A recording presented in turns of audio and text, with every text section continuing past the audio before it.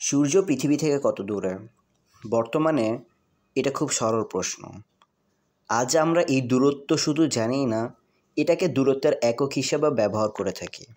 পৃথিবী থেকে সূর্যের এই গড় দূরত্বের নাম 1 অ্যাস্ট্রোনমিক্যাল বা ইউনিট।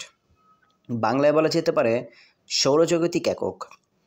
তবে এটাই জ্যোতির্বিদদের ধাঁধায় ফেলে রেখেছিল 2000-এর বেশি সময় ধরে। প্রাচীন গ্রিক চিন্তাবিদেরাই প্রথম মহাবিশ্বের পূর্ণাঙ্গ কাঠামো দাঁড় করানোর চেষ্টা করেন।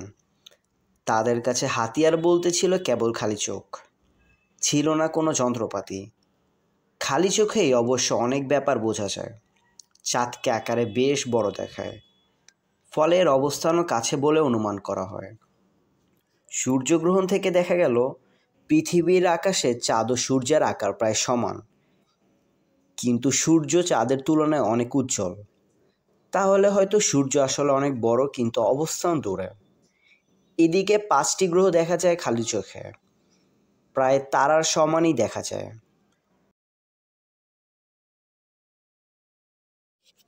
এলোমেলো এসব চিন্তা থেকে সঠিক দূরত্ব সম্পর্কে কোনো ধারণা পাওয়া যায়নি। জ্যামিতিক আবিষ্কার সে কাজ সহজ করে দিল। প্রথম পরিমাপ করা হলো চাঁদের দূরত্ব।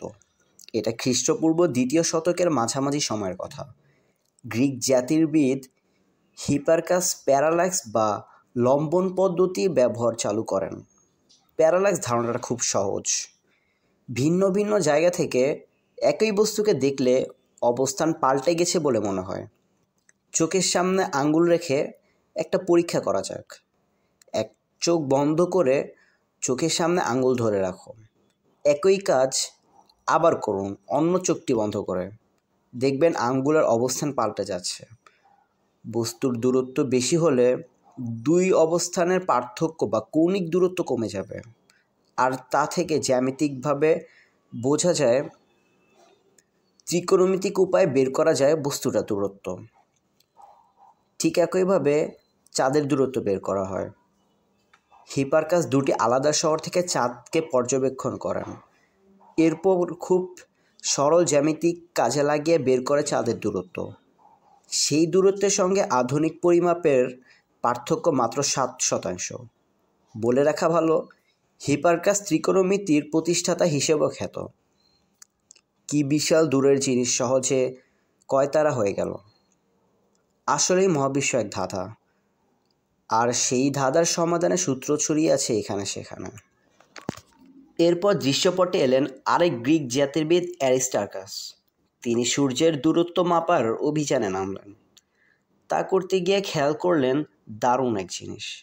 চাঁদ অর্ধেক আলোকিত থাকার সময় পৃথিবী ও সূর্যের সঙ্গে সমকোণী ত্রিভুজ উৎপন্ন করে।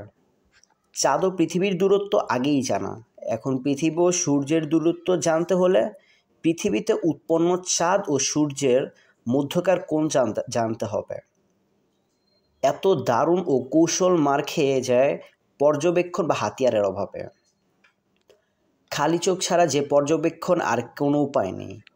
তার ওপর সূর্য অনেক দূরে অবস্থিত বললে কাঙ্ক্ষিত এ কোণের মানও প্রায় 90 ডিগ্রি ধরা হয়।